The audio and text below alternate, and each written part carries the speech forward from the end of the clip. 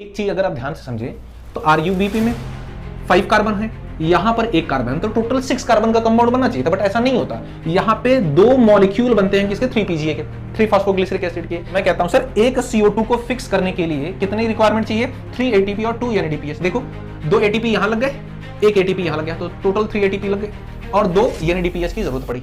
Hello दोस्तों, मेरा नाम है प्रदीप गौड़ और आप देख रहे हैं प्रदीप्स बायोलॉजी। इस वीडियो में हम देखने वाले हैं डार्क रिएक्शन के बारे में, C3 cycle and C4 cycle के। देखो बहुत सारे ऐसे बच्चे हैं ना जिनको C3 साइकिल C4 साइकिल में बहुत सारा कंफ्यूजन हो जाता है, लेकिन इस वीडियो को देखने के बाद आपको मैं गारंटी देता हूं कोई भी कंफ्यूजन नहीं होगा। बस एक बार इसको समझ लेना और यहां पे सारे पॉइंट्स मैंने लिख दिए हैं, ठीक है। लेकिन ये इनकम्प्लीट है ना, ऐसा नहीं कि स्क्रीनशॉट लेकर निकल गए, वीडियो तो देखनी पड़ेगी, है ना। ध्यान से सुनो, मैं कहता हूं सर ध्यान से समझो आप। इससे पहले हमने लाइट रिएक्शन पढ़ रखी है, तो लाइट रिएक्शन में आपने देखा था ATP और NADPH का फॉर्मेशन होता है ना। उसका हम यूज करते हैं कहां पे, डार्क रिएक्शन में। कहां पर करेंगे हम देखेंगे। तो सबसे पहले अगर हम देखें कि डार्क रिएक्शन को डिस्कवर्ड किसने किया था, तो किसने किया था, ब्लैकमैन ने डिस्कवर्ड किया था। ये होता कहां है, क्लोरोप्लास्ट के स्ट्रोमा में होता है, जबकि लाइट रिएक्शन कहां होता था, ग्रेना में होता था, ठीक है। तो ओवरऑल हम डार्क रिएक्शन में करते क्या है, इसका मेन गोल क्या है। इसमें 2 प्रोसेस होती है, C3 साइकिल और C4 साइकिल। दोनों का एक ही गोल है, क्या, रिड्यूस CO2। जी हां, जो एटमॉस्फेरिक CO2 है उसको रिड्यूस करके उसके साथ हाइड्रोजन ऐड करके ग्लूकोज का फॉर्मेशन करना, यानी कि स्टार्च का फॉर्मेशन करना, ठीक है। चाहे हम C3 साइकिल करें या फिर C4 साइकिल।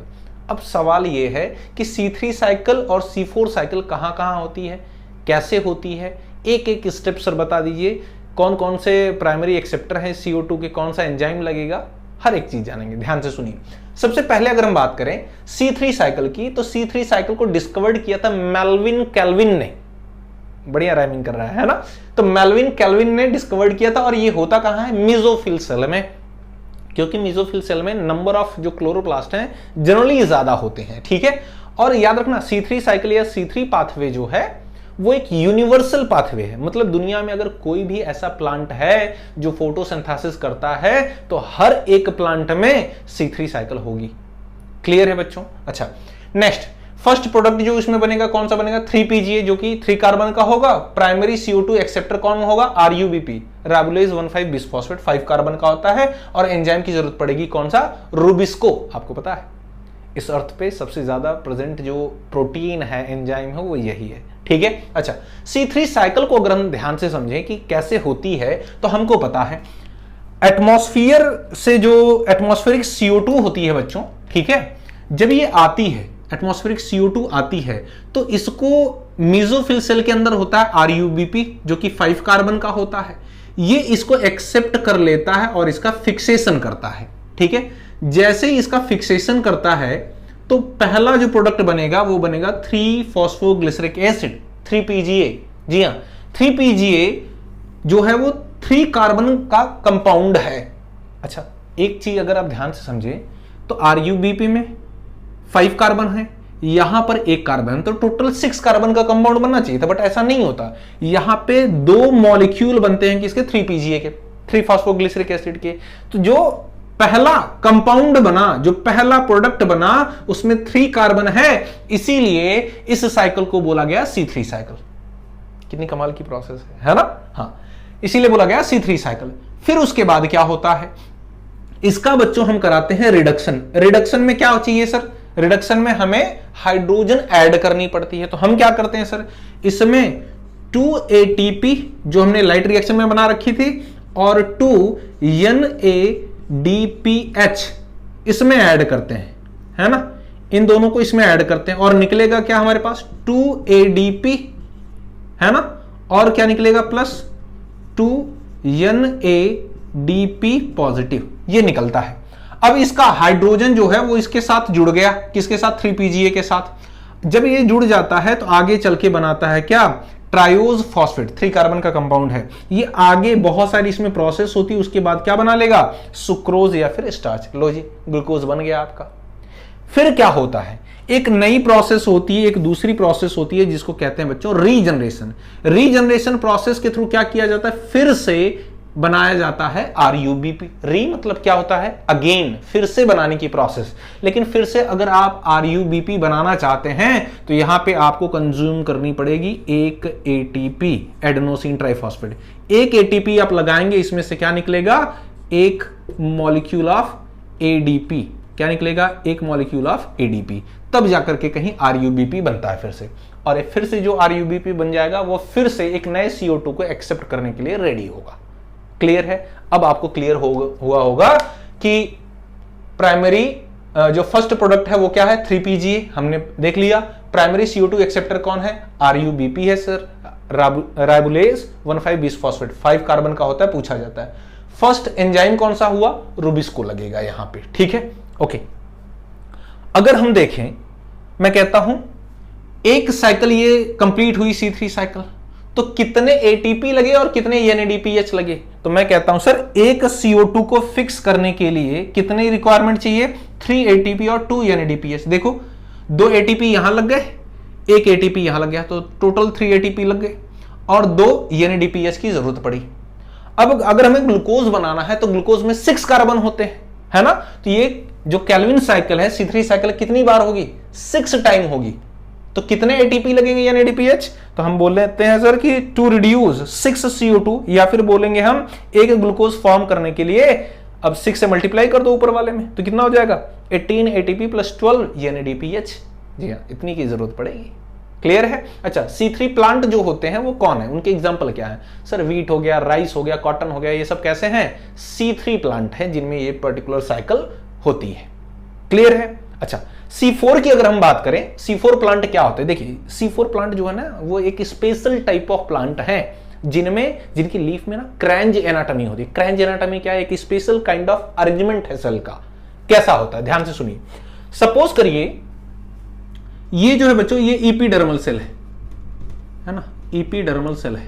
ठीक है, इपीडर्मल सेल है। वहां ऊपर की तरफ आप देख रहे होंगे स्टोमेटा। तो आप देखेंगे यहां पर सेंटर में, यहां पर आप सेंटर में देखिए ये होता है वेस्कुलर बंडल। वेस्कुलर बंडल के अराउंड कुछ सेल्स प्रेजेंट होती हैं, ये मल्टी सेलुलर सेल होती हैं। ठीक है, मल्टी लेयर्ड सेल होती हैं।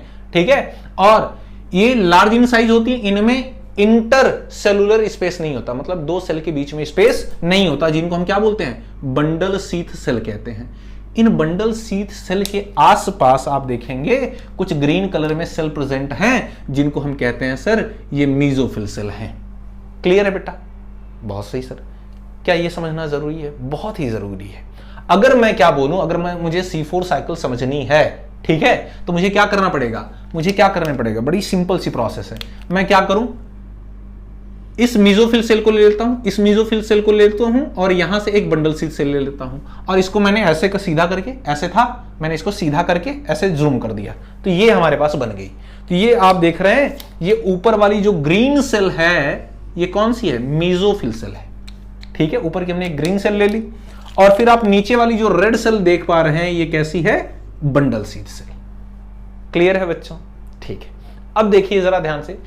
तो इसमें होता क्या है, जब एटमॉस्फेयर से, ध्यान दीजिएगा एक एक स्टेप पे, जब एटमॉस्फेयर से एटमॉस्फेरिक CO2 आता है तो वाटर के साथ रिएक्ट करके बाइकार्बोनेट आयन बना लेता है, और इसको एक्सेप्ट कौन करता है? फॉस्फेट इनॉल पायरुवेट एंजाइम, है ना? फॉस्फेट इनॉल पायरुवेट, ये 3 कार्बन का होता है। प्राइमरी CO2 एक्सेप्टर कौन होगा C4 में? पेप। याद रखिएगा, पेप कहां प्रेजेंट है? मीजोफिल सेल में प्रेजेंट है। जैसे ही ये इसको एक्सेप्ट करता है, इसका फिक्सेशन कर देगा। क्या कर देगा बच्चों? फिक्सेशन, है ना? इस CO2 को फिक्स कर देगा किसमें? क्या पहला प्रोडक्ट क्या बनाएगा? OAA, ऑक्जेलो एस्टिक एसिड, और ये ऑक्जेलो एस्टिक एसिड जो है वो 4 कार्बन का कंपाउंड होता है। क्लियर है? अब ये ऑक्जेलो एस्टिक एसिड जो है इसको ये कन्वर्ट कर देता है। ठीक है, क्या कर देगा? कन्वर्ट कर देगा 4 कार्बन के कंपाउंड में, जिसका नाम है मैलेट या फिर एस्पार्टेट, या फिर आप बोल सकते हैं मैलेइक एसिड या फिर एस्पार्टिक एसिड में चेंज कर देता है। अब ये मैलेट और एस्पार्टिक एसिड जो होते हैं ये क्या होते हैं? ये ट्रांसफर कर जाएंगे बंडल शीथ सेल में।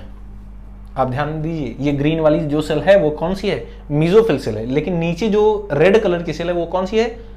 बंडल शीथ सेल की है ना? तो यहां से क्या हुआ? मैलेट और एस्पार्टेट मीजोफिल सेल से आ गए बंडल शीथ सेल में।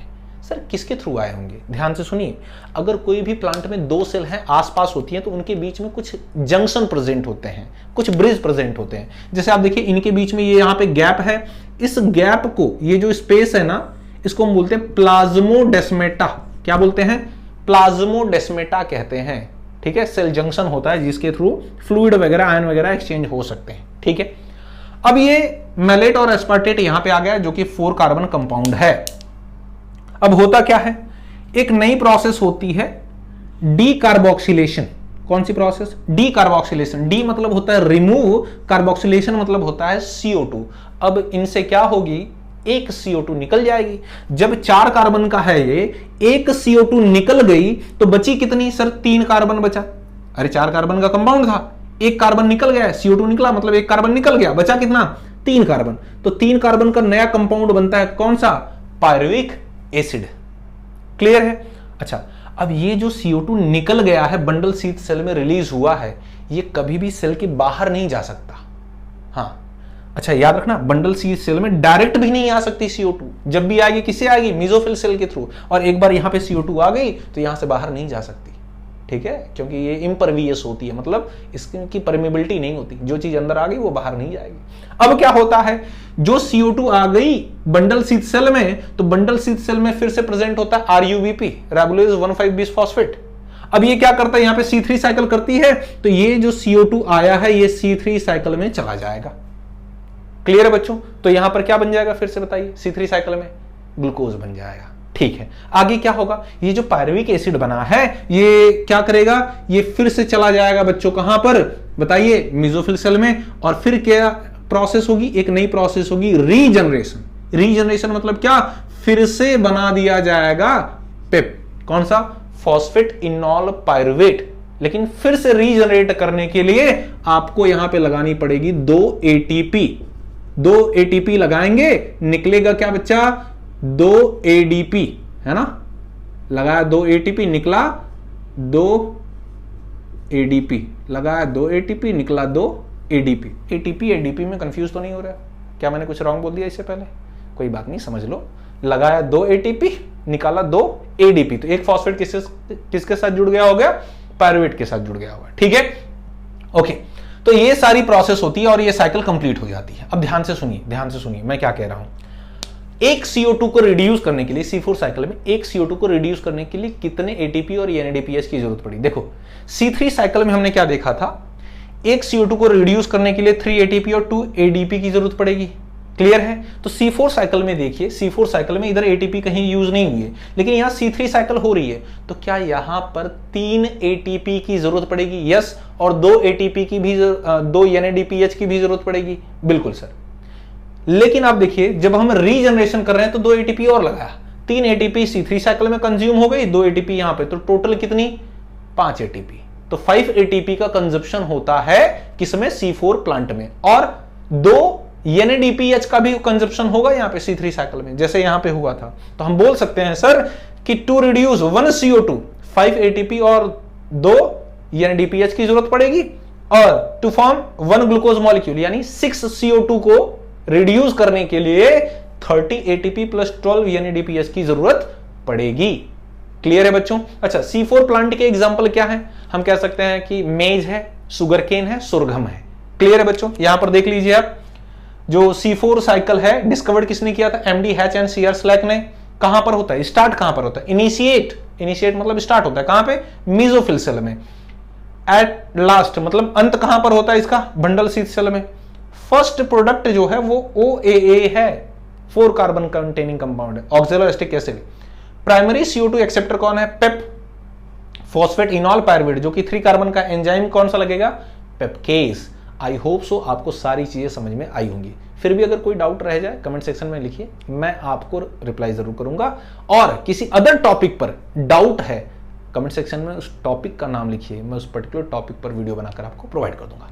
मिलते हैं आपसे नेक्स्ट वीडियो में एक नई इंफॉर्मेशन के साथ। तब तक के लिए जय हिंद।